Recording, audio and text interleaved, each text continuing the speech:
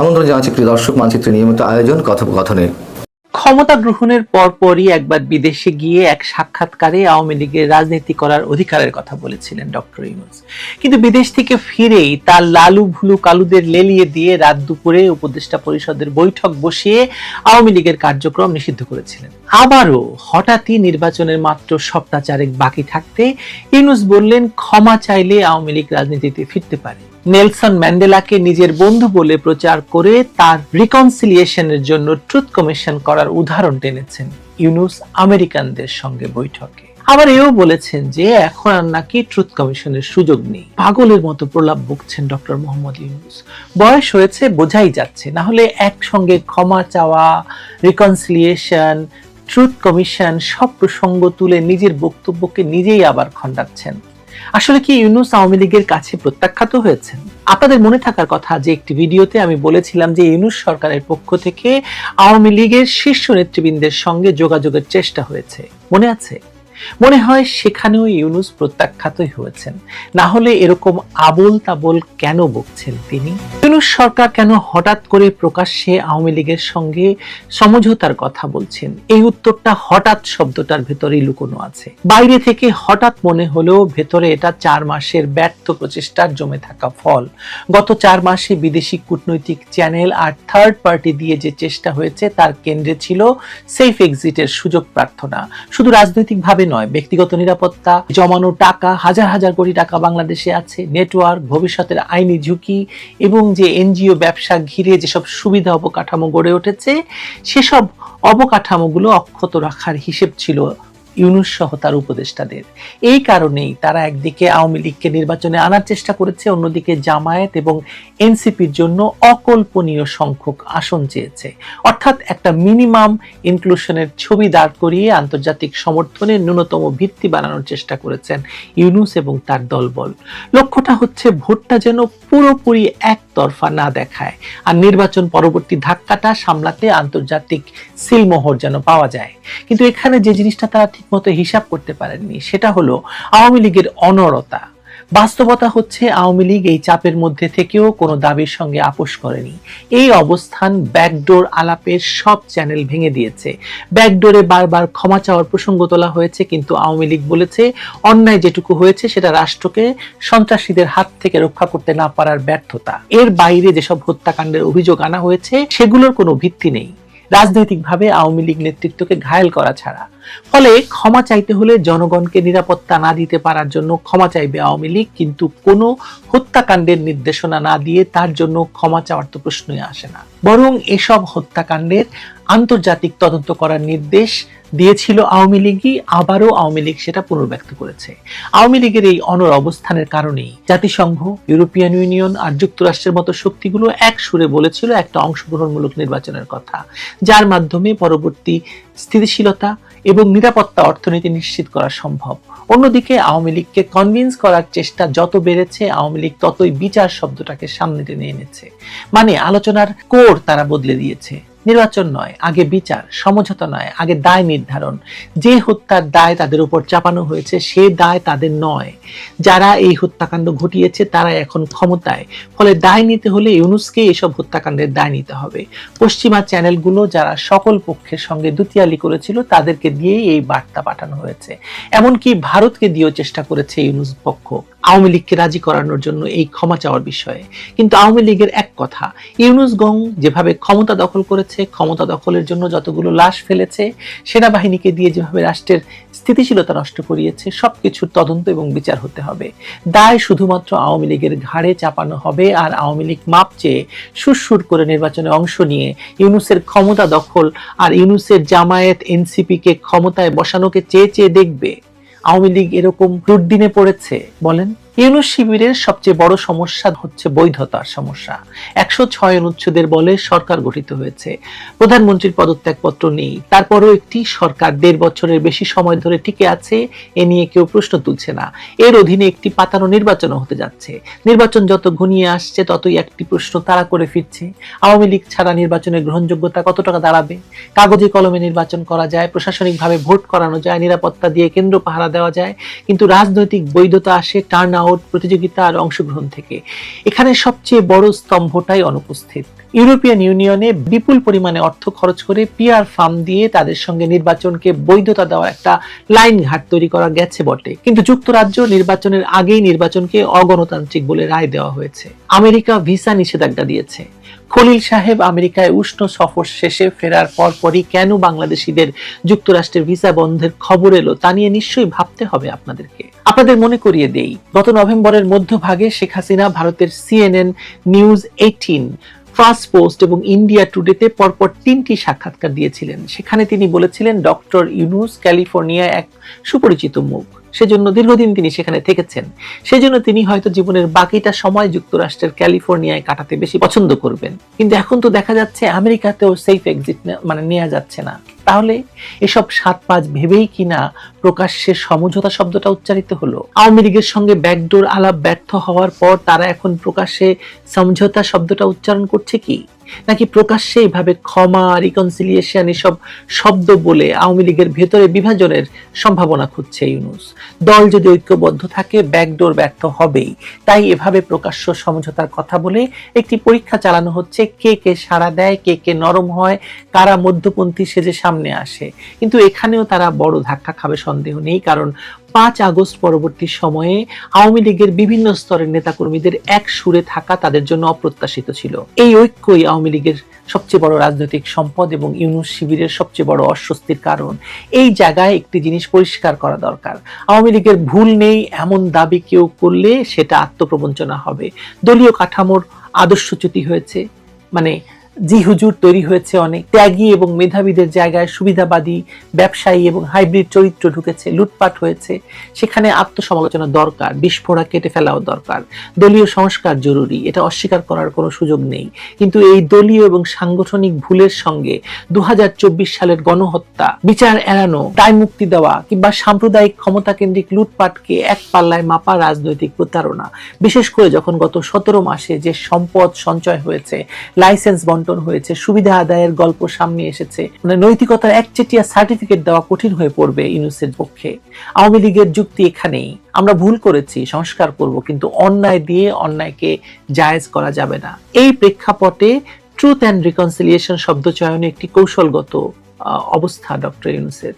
পুনর্মিলনের প্রথম শর্তই যদি হয় অপরাধ স্বীকার, অথচ সেই স্বীকারোক্তির বিনিময়ে রাজনৈতিক নিরাপত্তা, সাংগঠনিক নিশ্চয়তা, সেফ এক্সিট, ন্যূনতম অংশগ্রহণের রূপরেখা না থাকে সেখানে, তাহলে সেটা সংলাপ নয়, একতরফা শর্ত। আওয়ামী লীগ তাই এটাকে বাস্তব প্রস্তাব হিসেবে নেয়নি এবং জনসংযোগের ভাষা হিসাবে দেখে নাকচ করে দিয়েছে। আওয়ামী লীগ বরং তার প্রধান রাজনৈতিক প্রতিপক্ষ বিএনপির প্রতি ঐক্যের হাত বাড়িয়ে দিয়ে বিরাট রাজনৈতিক প্রজ্ঞার পরিচয় দিয়েছে। বেগম জিয়ার মৃত্যুতে শোক এবং সমবেদনা জানিয়েছে আওয়ামী লীগ। এমনকি তারেক জিয়ার দেশে ফেরা নিয়েও আওয়ামী লীগের নীরবতাও একটি হিসেবি পদক্ষেপ। তারা চাইলে ইস্যু বানাতে পারত, এটিকে বাধা তৈরির চেষ্টা করতে পারত, বা প্রতিপক্ষকে দ্বিমুখী সংঘাতে টেনে নিয়ে যেতে পারত, করেনি। এতে তারা দেখিয়েছে তাদের ফোকাস ছোট স্ক্যান্ডাল বা তাৎক্ষণিক উত্তেজনায় নয়, তাদের ফোকাস ইউনূসের মতো অরাজনৈতিক এবং বড় মাপের আন্তর্জাতিক মানের খেলোয়াড়ের বিরুদ্ধে। এই নীরবতা একসঙ্গে আত্মবিশ্বাসের বার্তা এবং রাজনৈতিক পরিপক্কতা প্রদর্শন। ইউনূসের পাতা ফাঁদে পা না দেওয়ার রাজনৈতিক প্রজ্ঞাও ছিল আওয়ামী লীগের এটি। নির্বাচন হবে না, তারপরও যদি হয় তাহলে তার বাকি আছে মাত্র 4 সপ্তাহ। এখন ইউনূসের মুখে সব সমঝোতা, ট্রুথ কমিশন, ক্ষমা ইত্যাদি শব্দ আসলেই এটা প্রমাণ করে যে আমরা তো বলেছিলাম, আওয়ামী লীগে তো ক্ষমা চাইনি, আসেনি। আওয়ামী লীগের ঘাড়ে এই দায় চাপানো ইউনূসের জন্য খুবই প্রয়োজন, নির্বাচনের জন্য, নির্বাচন পরবর্তী সেফ এক্সিটের জন্য, দেশে বিদেশে, যাতে তিনি বলতে পারেন যে আমরা তো বলেছিলাম ক্ষমা চেয়ে ফিরে আসতে, কই আসেনি তো। তাই এখন এই শেষ সময়ে এসে দায় বন্টন করছেন মহাজন। এই দায় বন্টন ইউনূস শিবিরের জন্য খুব দরকার, কারণ নির্বাচন পরবর্তী সময়ে তাদের সবচেয়ে বড় যুদ্ধ হবে বৈধতা নিয়ে, দেশের ভেতরে এবং দেশের বাইরে। নির্বাচনটা যদি করে ফেলতে পারে আর তাতে টার্ন আউট ভালো হয়, যদি ইউনূস সরকার ম্যান্ডেট দাবি করবে, কিন্তু সেই ম্যান্ডেট ভঙ্গুর থাকবে আইন শৃঙ্খলা, অর্থনীতি, সহনশীলতার চাপে। টার্ন আউট কম হলে বৈধতার সংকট আরো ঘনীভূত হবে, আন্তর্জাতিক অংশীদাররা নতুন রোডম্যাপ চাইবে, আর আওয়ামী লীগের বয়ান আরো শক্ত হবে। দুই ক্ষেত্রেই স্থিতিশীলতা অনিশ্চিত। আওয়ামী লীগ নিজের রাজনৈতিক পথ নিজেই নির্ধারণ করেছে বা করছে, বিদেশি চাপেও নড়ছে না, নড়বে না। ইউনূস সরকারের প্রকাশ্য সমঝোতা আহ্বান তাই সদিচ্ছার ঘোষণা নয়, এটা ব্যর্থ ব্যাকডোরের পর জনসমক্ষে বয়ান পাল্টানোর চেষ্টা। কাজ হবে না। ভালো অন্তরালের খবর নিয়ে ক্যালকাটা ডায়ালগস থেকে মনোজ দাস। গতকাল 17 জানুয়ারি 2026 তারিখে নয়াদিল্লির প্রেস ক্লাব অফ ইন্ডিয়াতে বাংলাদেশ আওয়ামী লীগের পক্ষ থেকে নিযুক্ত আন্তর্জাতিক এক আইনি সংস্থা এবং দলটির শীর্ষ নেতারা একটি সংবাদ সম্মেলন করেন। এই সম্মেলনের মূল উদ্দেশ্য ছিল 2024 সালের জুলাই আগস্টের গণ অভ্যুত্থান নিয়ে জাতিসংঘের মানবাধিকার বিষয়ক হাই কমিশনার ভলকার তুর্কের কুখ্যাত ভলকার তুর্কের রিপোর্টের তীব্র বিরোধিতা করা হয় এবং সেটিকে একেবারে নিরপেক্ষ নয়, একপাক্ষিক হিসাবে দাবি করা হয়। সম্মেলনের বিস্তারিত তথ্য যেটুকু জানতে পারা যাচ্ছে এবং যেটা সংবাদ মাধ্যমে সারা ভারতের প্রায় সমস্ত সংবাদ মাধ্যমেই এই খবরটা তুলে ধরা হয়েছে। প্রধান সেখানকার মূল আলোচক কারা ছিলেন এবং প্রতিনিধি দলে কারা ছিলেন সেটা একটু দেখা যাক, কারা এই সংবাদ সম্মেলনে ছিলেন। প্রথম নাম ডক্টর হাসান মাহমুদ, সাবেক পররাষ্ট্রমন্ত্রী। এরপর মহিবুল হাসান চৌধুরী নৌফেল, তিনি সাবেক শিক্ষামন্ত্রী। নিঝুম মজুমদার, খুবই পরিচিত নাম, ভারতেও তো বটেই। তিনি ইন্টারন্যাশনাল ক্রাইমস যে রিসার্চ ফাউন্ডেশন ICRF তার লিগ্যাল টিমের প্রধান এবং ব্যক্তিগতভাবে তিনি ব্যারিস্টার। এছাড়া যুক্তরাজ্য ও যুক্তরাষ্ট্র ভিত্তিক আওয়ামী লীগের বেশ কয়েকজন প্রতিনিধি সেখানে বক্তা হিসেবে উপস্থিত ছিলেন মঞ্চে। আলোচনার প্রধান বিষয়বস্তু কি ছিল? সম্মেলনে আইনজীবীরা কয়েকটি সুনির্দিষ্ট পয়েন্টে তাদের বক্তব্য পেশ করেন। রিপোর্টের তারা বলেন যে জাতিসংঘের হাই কমিশনারের যে রিপোর্ট সেটা শুধুমাত্র আন্দোলনকারীদের ওপর বল প্রয়োগের বিষয়টি বলেছে, কিন্তু সে সময় পুলিশ সদস্য হত্যা, রাষ্ট্রীয় স্থাপনা, মেট্রো রেল, বিটিভি ভবন ধ্বংস করা, আওয়ামী লীগের নেতাকর্মীদের উপর যে ভয়াবহ সহিংসতা চালানো হয়েছে রিপোর্টে তা সম্পূর্ণ উপেক্ষিত। ভলকার তুর্কের অভিযোগ খণ্ডন করে সেখানে বলা হয় যে নির্বিচার হত্যার অভিযোগ ভলকার তুর্ক করেছেন, তাকে রাজনৈতিক উদ্দেশ্য প্রণোদিত বলে আখ্যা দেয়া হয়। আইনজীবীরা দাবি করেন আইন শৃঙ্খলা রক্ষাকারী বাহিনী তখন রাষ্ট্রের নিরাপত্তা সুনিশ্চিত করতে বাধ্য হয়ে ন্যূনতম বলপ্রয়োগ করেছিলেন। আর প্রমাণ উপস্থাপনা, সম্মেলনে কিছু ভিডিও ক্লিপ এবং নথিপত্র, অডিও ভিডিও প্রদর্শিত হয় যেখানে আন্দোলনকারীদের একাংশকে সশস্ত্র অবস্থান নিতে এবং সশস্ত্র অবস্থায় এবং অগ্নিসংযোগে লিপ্ত থাকতে দেখা গেছে। আন্তর্জাতিক ট্রাইব্যুনালের যে বৈধতা, যার উপরে ভিত্তি করে ICT আন্তর্জাতিক অপরাধ ট্রাইব্যুনাল শেখ হাসিনা এবং আসাদুজ্জামান কামালকে মৃত্যুদণ্ড দিয়েছে, সেইটার বৈধতা কিন্তু সম্পর্কে প্রশ্ন তোলা হয়। সেখানে বলা হয়েছে যে ওই আন্তর্জাতিক অপরাধ ট্রাইব্যুনালে যে বিচার কার্য হয়েছে তার ভিত্তি হচ্ছে এই ভলকার তুর্কের যে রিপোর্ট, সেই রিপোর্ট। অথচ ওই রিপোর্টেই বলা রয়েছে যে এটার মধ্যে শেষে ডিসক্লেমার দেয়া হয়েছে। সেই ডিসক্লেমারে বলা হয়েছে যে এই রিপোর্টে যা বলা হয়েছে তা সবসময় সেটাকে দেখা হয়নি, বিচার করে দেখা হয়নি, অর্থাৎ প্রমাণ ছাড়াই সেগুলো তুলে নিয়ে আসা হয়েছে। ফলে বাংলাদেশে বর্তমানে যে আন্তর্জাতিক অপরাধ ট্রাইব্যুনাল এখনো বিচার কার্য চালাচ্ছে তার নিরপেক্ষতা ও স্বচ্ছতা নিয়ে প্রচন্ড বড় একটা প্রশ্ন তোলা হয় এবং বলা হয় এটা হচ্ছে একেবারে রাজনৈতিক প্রতিহিংসা। এরপর সাংবাদিকদের প্রশ্নোত্তর পর্ব হয়। এটা প্রথম দিকে ঠিক ছিল না, পরবর্তী সময় প্রথমে ঠিক ছিল যে প্রশ্নোত্তর পর্ব বলে কিছু থাকবে না, কিন্তু পরবর্তী সময়ে এই প্রশ্নোত্তর পর্বটা গ্রহণ করা হয়।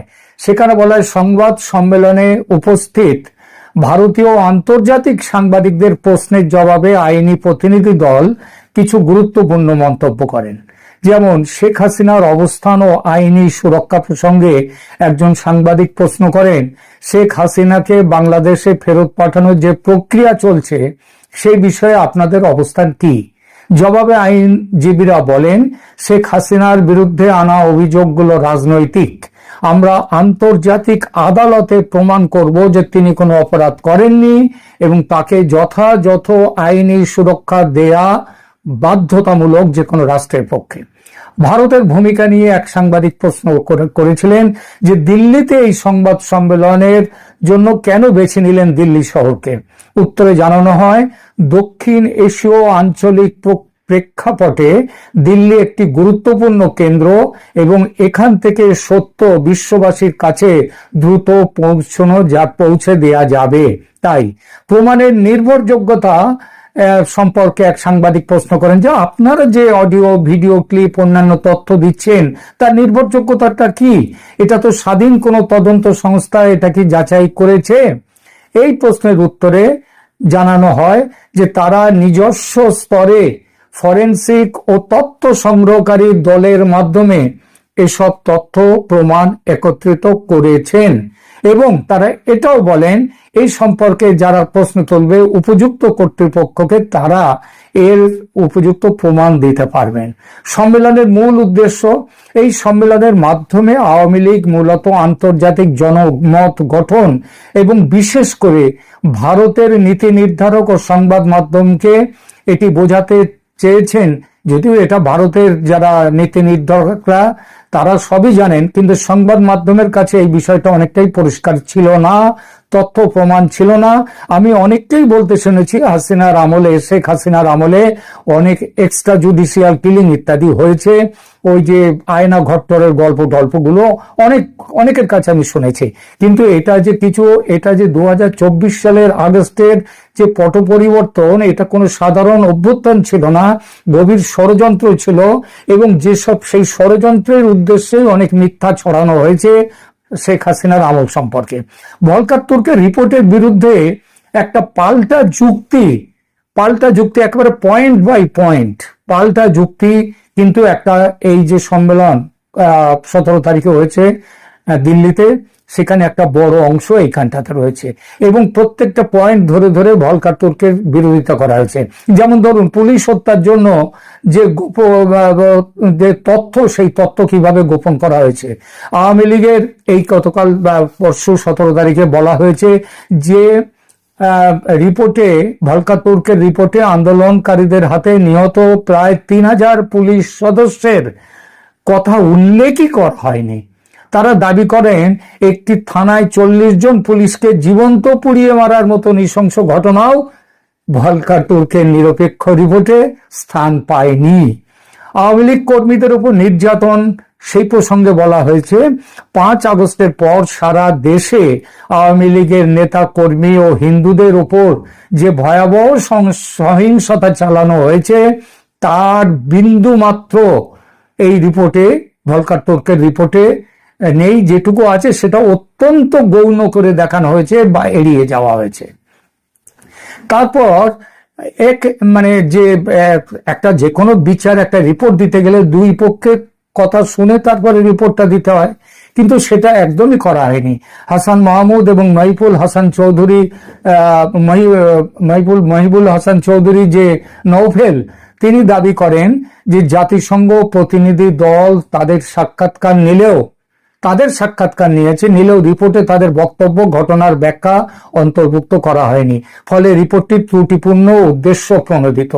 হতাহতের সংখ্যা নিয়ে প্রশ্ন ওঠা হয়, সেখানে বলা হয় রিপোর্টে উল্লেখিত 1400 জনের মৃত্যুর সংখ্যাকে অতিরঞ্জন বলে দাবি করা হয়। এর বড় একটা অংশই ছিল আওয়ামী লীগ কর্মী ও আইন শৃঙ্খলা বাহিনীর সদস্যদের হত্যা কাণ্ড, যাদের কথা গোপন রাখা হয়েছে। আন্তর্জাতিক আদালতে নালিশ ও পরবর্তী পদক্ষেপ কি হতে পারে এটাও এখানে জানিয়ে দেওয়া হয়েছে। আওয়ামী লীগ এবং তাদের প্রতিনিধিরা বলেন যে তারা এই রিপোর্টের বিরুদ্ধে, মানে ভলকার তুর্কের রিপোর্টের বিরুদ্ধে তাদের সমস্ত উত্থাপিত তথ্য প্রমাণ নিয়ে বিশ্ব মঞ্চে সোচ্চার হবেন, জাতিসংঘের নালিশ করবেন এই ভলকার তুর্কের বিরুদ্ধে, তার রিপোর্টের বিরুদ্ধে। এরপর আন্তর্জাতিক আদালত, ইন্টারন্যাশনাল ক্রিমিনাল কোর্ট যেটা, তারা সেখানে আইসিসিতে তারা দাবি করেছেন যে 5 আগস্ট পরবর্তী সময়ে যে গণহত্যা ও মানবাধিকার লঙ্ঘন হয়েছে তার প্রমাণ নিয়ে তারা আন্তর্জাতিক আদালতে যাবেন। হোয়াইট পেপার প্রকাশ করা, শ্বেতপত্র প্রকাশ করার কথাও হয়েছে।